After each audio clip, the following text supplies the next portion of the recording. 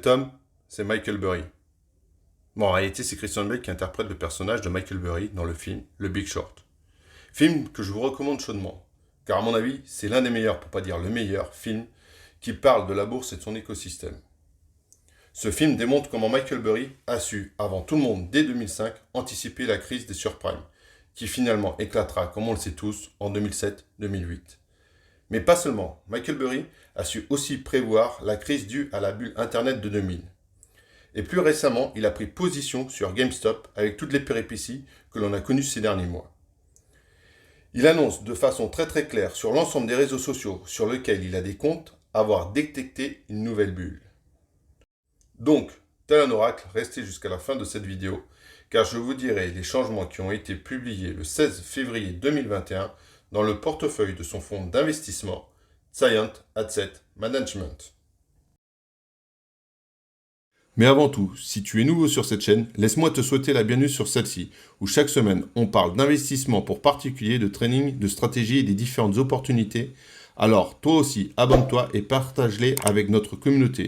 Et merci de ton soutien à la chaîne en activant la clochette qui t'avertira de la mise en ligne de la dernière vidéo. Avant de parler de la prochaine bulle et de GameStop, on va parler de Michael Burry. Qui est-il? Quel est son profil d'investisseur? Pour ce faire, on va aller sur le lien de Wikipédia que je vous laisserai dans la description. Michael Burry, en fait, était un neurologue à l'hôpital de Stanford. Et la nuit, il faisait des investissements financiers. C'était son passe-temps. Il a eu un tel succès au travers de son blog qu'il a attiré l'attention de fonds comme Vanguard ou des investisseurs comme Joel Greenblatt.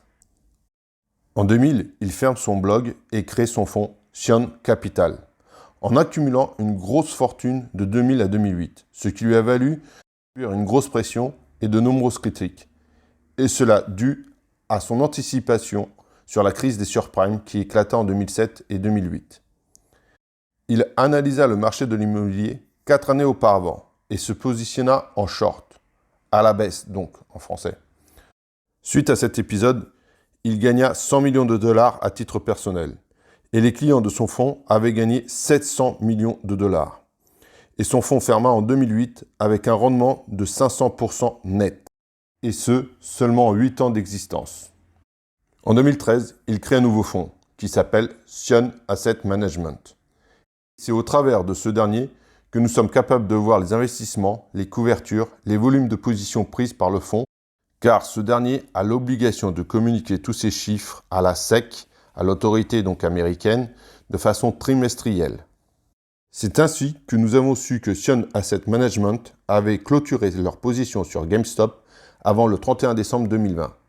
Du coup, Michael Burry n'était pas positionné sur le short quiz qui a eu lieu.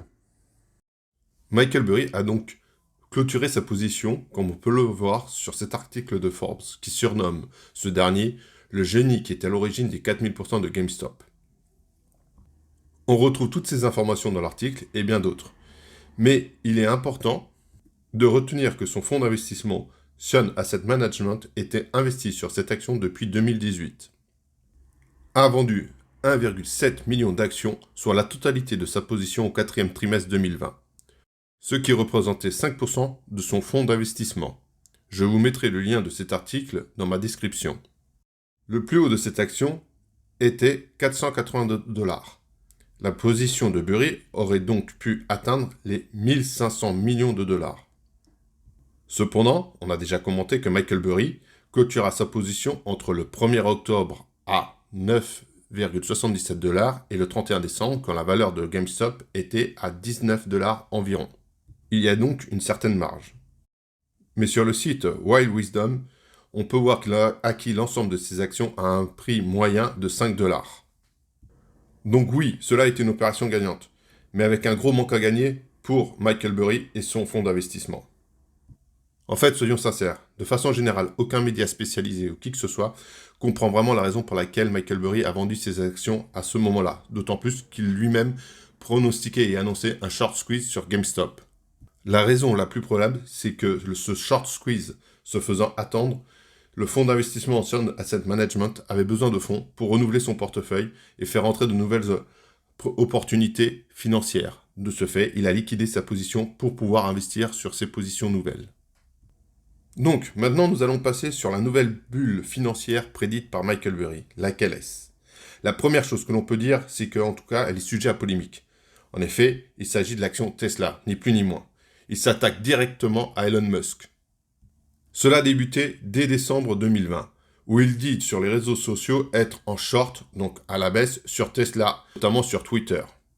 D'ailleurs, petite particularité qu'a Michael Burry sur Twitter, c'est qu'il tweet, il laisse ses posts quelque temps, puis les efface. Donc je vous invite fortement à être un follower de ce dernier sur ce réseau social, car ainsi, on sait déjà d'avance ce que fait son fonds d'investissement. Bon, revenons à nos moutons. Au mois de janvier, il déclare de nouveau sur Twitter que l'action Tesla est bien trop élevée. Il avertit tous les investisseurs qui sont placés à la hausse d'en profiter tant que cela dure. On sait bien que le passé ne prévaut pas sur le futur. Mais tout de même, rappelons qu'en 2007, il combat sur ses positions baissières sur le marché immobilier, et ce malgré toutes les pressions qu'il subissait au sein même de son fonds d'investissement. Nous savons maintenant qu'il eut raison. Alors à ton tour, laisse dans les commentaires si tu penses que Michael Burry a une fois de plus raison sur l'avenir concernant l'hypothétique bulle sur Tesla ou non. Ce qui est sûr pour l'instant, c'est que tous les investisseurs qui étaient à la baisse sur Tesla en 2020 ont perdu 38 millions de dollars. Tesla n'a cessé d'augmenter pour atteindre les 766,22 dollars. Fin 2020, Tesla avait augmenté de près de 700%. Burry a déclaré en s'adressant directement à Elon Musk: « Tu es un brave gars, je suis en position short. Je te donne donc un conseil gratuit. Sérieusement, vends entre 25 et 50% de tes actions au prix absurde actuel. » Je vous l'accorde, c'est un peu présomptueux de la part de Michael Burry de dire ça à Elon Musk, qui, pour l'instant, est devenu l'homme le plus riche du monde. Et Tesla continue à grimper sans cesse vers de plus haut. Alors pour vous, les amis, Tesla, est-ce une bulle ou non? Laissez-moi votre avis dans les commentaires.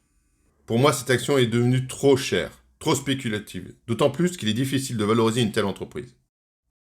J'attire votre attention sur le fait que c'est là qu'un avis personnel, et non un conseil en placement financier. Je suis un particulier, par conséquent, vous ne devez pas prendre vos décisions sur les bases et les informations vues dans cette vidéo.